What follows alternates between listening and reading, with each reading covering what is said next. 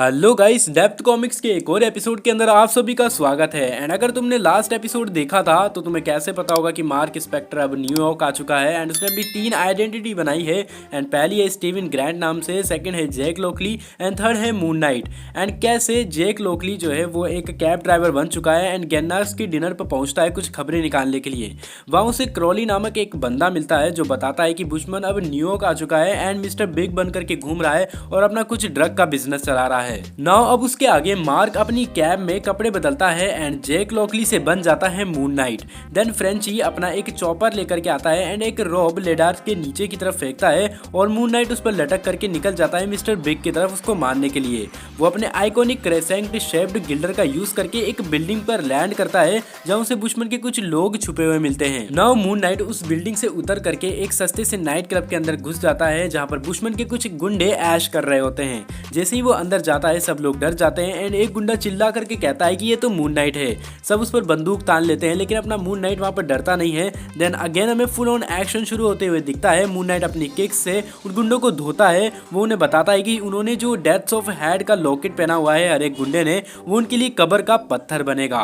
वो बहुत तेजी से सबको नॉकडाउन कर देता है। नाउ अब सारे गुंडों को हराने के बाद मून नाइट एक सीक्रेट दरवाजे से बुशमन के ऑफिस के अंदर घुस जाता है लेकिन ऑफिस तो वहां पर बिल्कुल खाली होता है। वहां बस एक मोमेंटो रखा होता है यानी कि एक गोल्डन डेगर। तभी उसे पीछे से एक आवाज आती है एंड उसे रियलाइज होता है कि ये सब तो एक ट्रैप था, यानी कि उसको फंसाने के लिए बुशमन ने ये सारी चीजें की थी। देन नेक्स्ट सीन के अंदर बुशमन अंधेरे से निकलता है एंड मार्क के ऊपर बंदूक तान देता है एंड इस सीन के अंदर बुशमन अपने फेस पे क्रीपी सा ना पेंट लगाए रखता है। वो मार्क को चिढ़ाते हुए कहता है कि उसकी जो ट्रिचरी यानी कि उसकी जो हाथ में डंडा है उसकी वजह से बस उसके पास एक रिवॉल्वर ही बची है।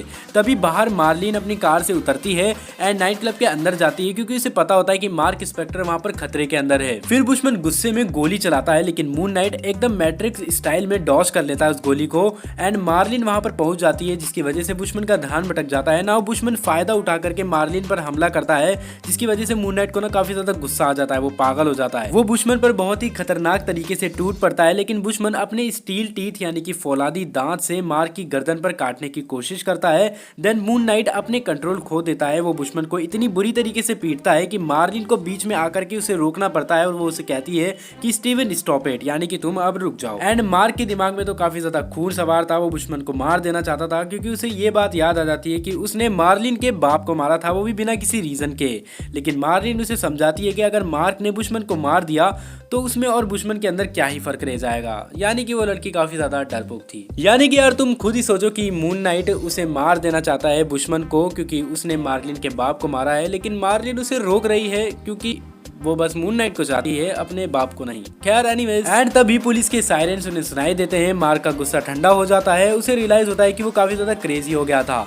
देन मार्लिन उसे कहती है कि पुलिस बुशमन को संभाल लेगी, हमें यहाँ से निकलना चाहिए। वो दोनों छत के ऊपर जाते हैं जहाँ फ्रेंची चॉपर लेकर के उनका इंतजार कर रहा होता है ताकि वो उन्हें वहां से भगा पाए। एंड फ्रेंची ये बंदा जिस पर मुझे सबसे ज्यादा तरस आया क्योंकि बंदा चॉपर लाने के अलावा और कोई काम ही नहीं कर रहा। खैर मार्क मानता है कि एक पल के लिए वो बिल्कुल बुशमन जैसा बन गया था लेकिन मार्लिन ने उसे बचा लिया क्योंकि ये तुम्हें भी पता है और मुझे भी कि प्यार में आदमी अंधा और एनीवेज लास्ट पेज के अंदर मूनलाइट और मार्लिन वहां से निकल चुके होते हैं अपने बंदे फ्रेंची के साथ।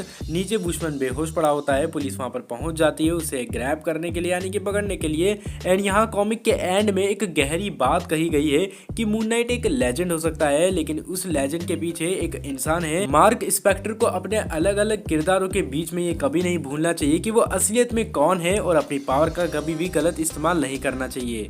एंड यहीं पे इस कॉमिक का ये वाला पार्ट यानी कि इशू 1 कंप्लीट हो जाता है। वेल नाउ तुम्हें मून नाइट का ये इशू चैप्टर कैसा लगा कमेंट्स में जरूर बताना। एंड ये भी बता देना कि क्या मुझे इसके आगे की चैप्टर्स को कवर करना चाहिए या फिर नहीं, क्योंकि मैं बता दूं कि एमसीयू की ऐसी बहुत सी कॉमिक बुक्स हैं जो कि काफी ज्यादा अंडररेटेड हैं एंड हम उन्हें हिंदी में एक्सप्लेन करना चाहते हैं लेकिन हमें ऐसी वीडियोस पे अच्छा रिस्पॉन्स चाहिए। एंड ऐसी ही अंडररेटेड कॉमिक बुक्स का हम हिंदी में एक्सप्लेनेशन करेंगे लेकिन हमें अच्छा रिस्पॉन्स चाहिए। तो कमेंट्स के अंदर अपना रिस्पॉन्स जरूर से देना या फिर ओपिनियन, तुम कुछ भी कह लो। एंड वीडियो पसंद आए तो वीडियो को लाइक कर देना, चैनल को सब्सक्राइब भी कर देना क्योंकि काफी ज्यादा क्रेजी चीजें तुम्हें मिलने वाली चैनल के ऊपर।